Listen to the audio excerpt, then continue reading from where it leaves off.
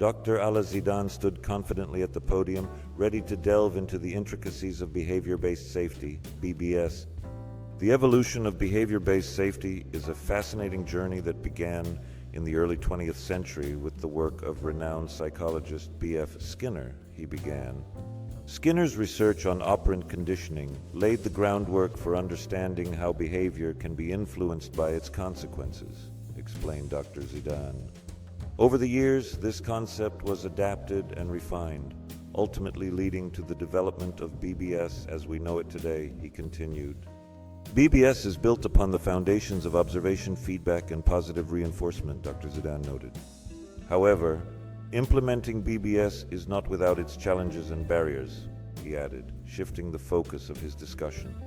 One of the primary barriers is gaining the buy-in from all levels of an organization, from top management to frontline workers, he explained.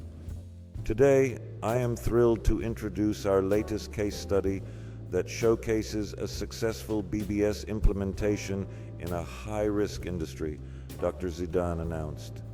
This case study highlights how a structured approach and continuous monitoring can lead to significant improvements in safety performance, he stated. We will explore the key strategies employed, the challenges faced, and the measurable outcomes achieved, Dr. Zidan elaborated. The organization began by conducting comprehensive training sessions to ensure all employees understood the principles of BBS, Dr. Zidan detailed. Regular observation and feedback sessions were then established, fostering an environment of continuous improvement, he continued.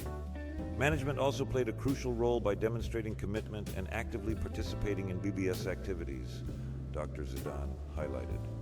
As a result, the organization saw a dramatic reduction in incident rates and an overall increase in employee morale, he concluded. This case study serves as a powerful example of how BBS can transform safety culture and operational practices, Dr. Zidan emphasized. I encourage all of you to consider implementing these strategies in your own organizations to achieve similar success, he advised. Together, we can create safer workplaces and ensure the well-being of our workforce, Dr. Zidan concluded with a smile. Thank you for your attention, and let's move forward to a Q&A session, he said warmly.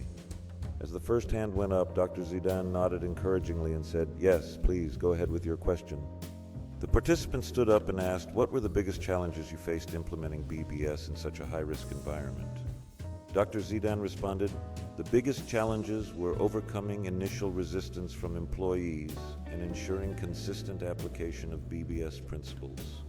We addressed these challenges through persistent communication, robust training programs, and by showing quick wins to gain employee trust, he added.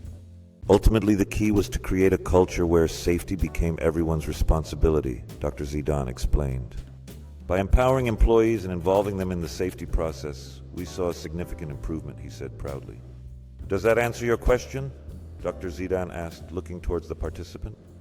Yes, thank you, the participant replied, sitting back down with a satisfied look.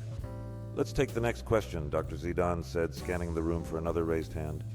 A woman in the front row stood up asking, could you share some specific examples of the quick wins you mentioned? Certainly, Dr. Zidan replied. For instance, we implemented a simple reporting system for near misses, which immediately raised awareness and accountability. Another example was introducing daily safety briefings that allowed employees to discuss potential hazards openly, he continued.